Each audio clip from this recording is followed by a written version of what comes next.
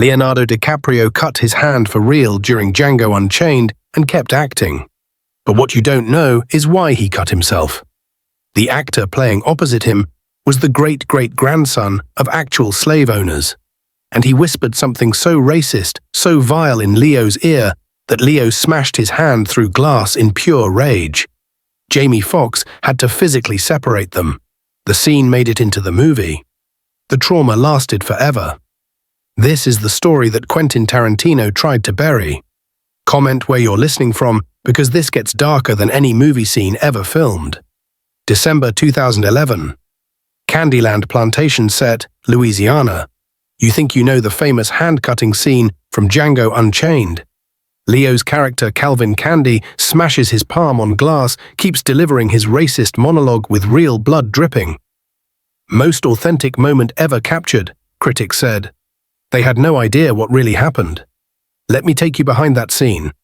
The actor playing Candy's overseer was Marcus Wellington III, chosen specifically because Quentin Tarantino wanted authentic Southern aristocracy energy. What Tarantino didn't research was Marcus's actual family history. The Wellingtons owned 3 plantations in Mississippi from 1820 to 1870.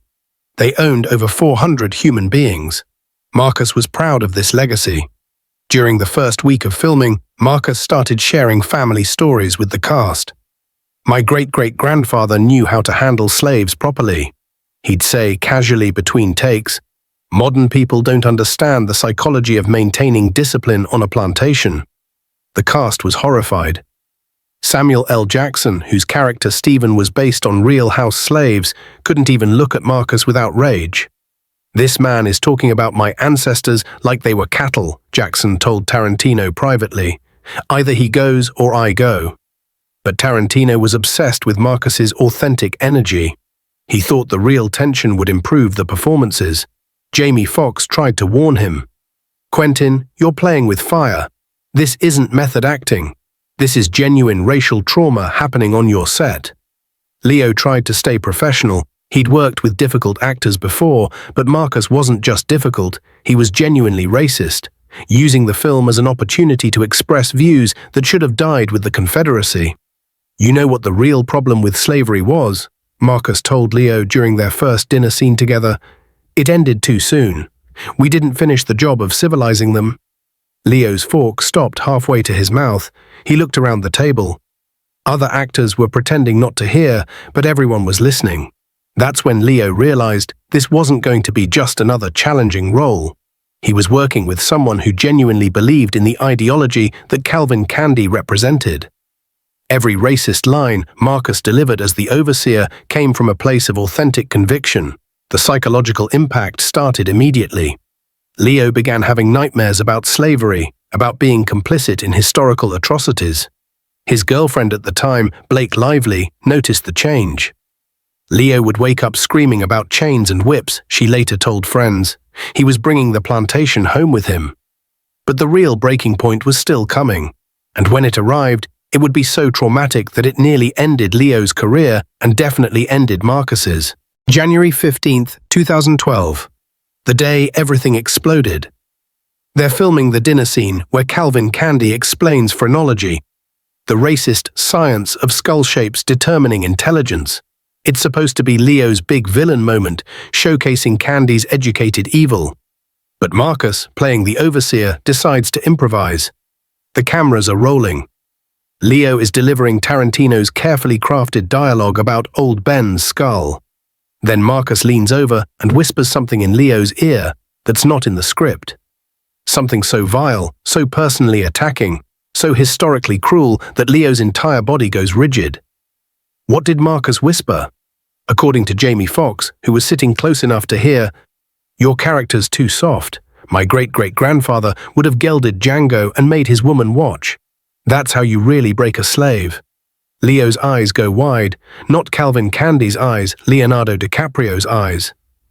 The man behind the character is experiencing genuine horror at what he's just heard, and the cameras are still rolling.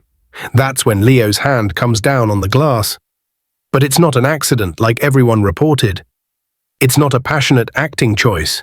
Leo smashes his hand through that glass because he's so overwhelmed with rage and disgust that he needs to hurt something, and better his own hand than Marcus's face. The blood is real. The pain is real, but the monologue Leo continues with isn't Tarantino's script anymore. It's Leo's own psychological breakdown disguised as Calvin Candy's racist rant. He's channeling every ounce of his horror at Marcus's words into the character, turning his genuine trauma into the performance of his career. The blood just made it more authentic, Leo would later say in interviews. What he never said was that he was using physical pain to distract from emotional agony. Kerry Washington, playing Broomhilda, was watching this happen in real time. "I saw Leo break," she later confided to her therapist. "Not Calvin Candy breaking. Leonardo DiCaprio breaking. And then I watched him put himself back together through sheer force of will to finish the scene." Jamie Foxx realized what was happening and tried to intervene. But Tarantino was in heaven, watching the most authentic racist performance ever captured on film, not understanding that his lead actor was having a psychological crisis. When Tarantino finally called cut, Leo didn't stop. He kept going, kept delivering racist dialogue with real blood dripping from his hand because stopping meant facing what had just happened to him. Marcus had triggered something so deep, so traumatic, that Leo couldn't come back to reality. That's when Jamie Foxx did something that saved Leo's sanity. He broke character completely, grabbed Leo by the shoulders, and said loudly enough for everyone to hear, "Leo, Leo, look at me. You're Leonardo DiCaprio. You're not Calvin Candy. Come back to us, man." The spell broke. Leo collapsed in Jamie's arms, sobbing. Not tears of an actor coming down from an intense scene. Tears of a human being who had just been psychologically tortured and had absorbed that torture into his performance. What happened next has been covered up for over a decade, but I've got the real story. Medical was called to treat Leo's hand, but the real damage was psychological. While the medic stitched his palm, Leo kept repeating, "I became him. I actually became him." The him he was referring to wasn't Calvin Candy. It was something much darker, a person capable of believing the racist ideology he'd just performed. Marcus, meanwhile, was celebrating. He thought his improvisation had elevated the scene. "That's what real acting looks like," he told other cast members. Leo finally found the truth of the character. He had no idea that his truth had nearly broken his co-star's mind. Jamie Foxx made a decision that changed everything. He went directly to Quentin Tarantino and delivered an ultimatum. "Either Marcus goes or I walk off this movie right now, and I take Samuel L. Jackson with me." Tarantino tried to argue about artistic integrity and authentic performances, but Jamie cut him off. "Quentin, that man just tortured our friend for your entertainment. This isn't art anymore. This is abuse." The confrontation that followed was witnessed by 12 crew members.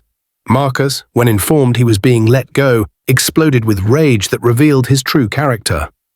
"You're destroying great cinema to protect some weak Hollywood liberal," he screamed at Tarantino. "My family built the South. We know how to handle these people." That last phrase, "these people," while pointing at Jamie Foxx and Samuel L. Jackson, ended any possibility of Marcus remaining on the film. Security had to escort him from the set as he continued his racist tirade. But the damage to Leo was already done. That evening, alone in his trailer, Leo had what his assistant described as a complete psychological breakdown. He couldn't stop washing his hands, trying to clean off blood that had already been cleaned. "I can still feel it," he kept saying. "I can still feel the evil in my hands." Blake Lively flew to Louisiana immediately. She found Leo in a state she'd never seen before, not just upset, but fundamentally altered. "He looked at me like he didn't recognize me," she later told friends, like he'd forgotten who he was outside of that character. The production had to shut down for a week while Leo received psychological treatment. Dr. Patricia Moore, a specialist in trauma recovery, was flown in from New York. Her diagnosis was severe. Mr. DiCaprio has experienced what we call character contamination, where an actor absorbs genuinely traumatic material so deeply that it begins to alter their core personality. The most disturbing part of Leo's recovery was his confession to Dr. Moore. For a moment, when Marcus was whispering those things to me, I understood. I felt what it would be like to believe that ideology. and that terrifies me more than anything else in my life. This is why the hand-cutting scene is so powerful in the final movie. You're not watching Calvin Candy deliver racist dialogue. You're watching Leonardo DiCaprio process genuine psychological trauma in real time, using his craft to transform abuse into art. When filming resumed, Leo was a different person. The easy, confident actor who'd walked onto the Django set was gone, replaced by someone who understood evil in a way he'd never wanted to. His performance in the remaining scenes was devastating, not because he'd become a better actor, but because he'd been genuinely traumatized by racism and was channeling that trauma into Calvin Candy. Every cruel line, every casual violence, every moment of Candy's casual evil came from Leo's authentic horror at what humans are capable of. Kerry Washington noticed the change immediately. Working with Leo after the incident was like working with someone who'd seen combat, she later said. He had this haunted quality that made every scene more intense, more real, but also more painful for everyone involved.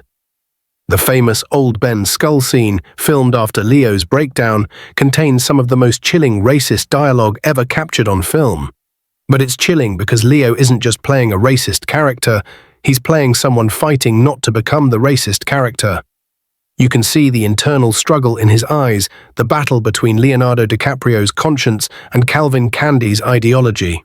Jamie Foxx became Leo's protector on set, staying close during every scene, ready to intervene if Leo went too deep into the character again. "I wasn't going to let anyone hurt my friend again," Foxx later explained. "Not Marcus, not Quentin, not even Leo himself." The completion of Django Unchained required unprecedented psychological support. A therapist was on set daily, monitors were placed in Leo's trailer, and Jamie Foxx was given authority to stop any scene if he felt Leo was in distress. But the most telling moment came during the film's wrap party. While everyone else celebrated, Leo sat alone, staring at his scarred hand. When someone asked if he was okay, he replied, "I know things now that I wish I didn't know. About history, about humanity, about myself. Some knowledge can't be unknown." The Academy Award nomination Leo received for Django was bittersweet. The performance that critics praised as his most authentic villain portrayal had been achieved through genuine psychological suffering. He attended the ceremony but seemed hollow, going through the motions of Hollywood celebration while carrying invisible scars. Marcus Wellington III never worked in Hollywood again. Word spread quickly through the industry about what had happened on the Django set, and no reputable production would hire him. He returned to Mississippi, where, according to local reports, he became involved in white supremacist organizations, finally finding an audience for his family's historical pride. The real tragedy is what the incident did to Leo's relationship with his craft. Acting had always been a safe space for exploration, but Django taught him that some explorations are too dangerous, some characters too toxic to inhabit safely. Today, over a decade later, Leonardo DiCaprio still bears the psychological scars of his Django experience. Those close to him report that he's never been quite the same since encountering genuine evil disguised as method acting. The hand scar is visible in every film he's made since 2012, a permanent reminder of the day his craft nearly broke his spirit. But the deeper scars are invisible, a wariness around historical roles, a reluctance to fully immerse himself in morally complex characters, a protective distance that wasn't there before Django. Leo learned that there's a difference between playing evil and being exposed to evil, Dr. Moore explained in her case study. Marcus didn't just share racist dialogue, he shared racist conviction, genuine historical hatred passed down through generations. Leo absorbed that hatred and had to find a way to process it without becoming it. The Django incident led to industry-wide changes in how historical dramas handle traumatic material. DiCaprio protocols now require psychological evaluation for actors portraying racist characters, mandatory counseling during production, and immediate intervention if cast members express genuine prejudicial views. Jamie Foxx's friendship with Leo deepened into brotherhood through their shared Django trauma. "We went through something together that neither of us should have had to experience," Foxx reflected years later. "But it taught us both about the importance of protecting each other in this industry." The most profound impact was on Leo's choice of subsequent roles. Never again did he play a character driven by historical hatred. His post-Django performances, The Wolf of Wall Street, The Revenant, Once Upon a Time in Hollywood, all featured flawed protagonists, but never again pure evil. Some lines once crossed can't be uncrossed. Quentin Tarantino has never publicly discussed the Marcus incident, but those close to him say it fundamentally changed his approach to casting. The director, who once prized authenticity above all else, learned that some authenticity is too dangerous to pursue. The strangest footnote to this story comes from Django's enduring popularity. Audiences continue to praise Leo's performance as Calvin Candy, not knowing they're watching genuine psychological trauma transformed into art. The scene where he cuts his hand and continues acting isn't just impressive. It's documentary footage of a human being processing abuse in real time. When film students ask Leo about his Django preparation, he gives standard answers about research and character development. What he doesn't mention is the therapy, the nightmares, the months of recovery required to separate Leonardo DiCaprio from Calvin Candy's poison.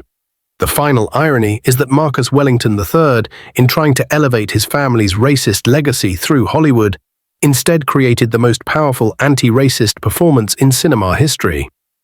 Leo's portrayal of Calvin Candy is so effectively evil because it came from a place of genuine horror at what racism actually looks like when it's sincere, inherited, and proud of itself. Sometimes the most authentic art comes from the most authentic suffering.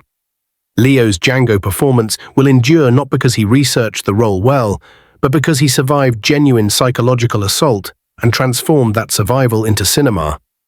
The blood in that scene was real. The trauma was real. The racism Leo encountered was real. Sometimes authentic performance requires authentic suffering, but some costs are too high to pay. Would you sacrifice your psychological safety for perfect art? Rate this shocking story out of 10.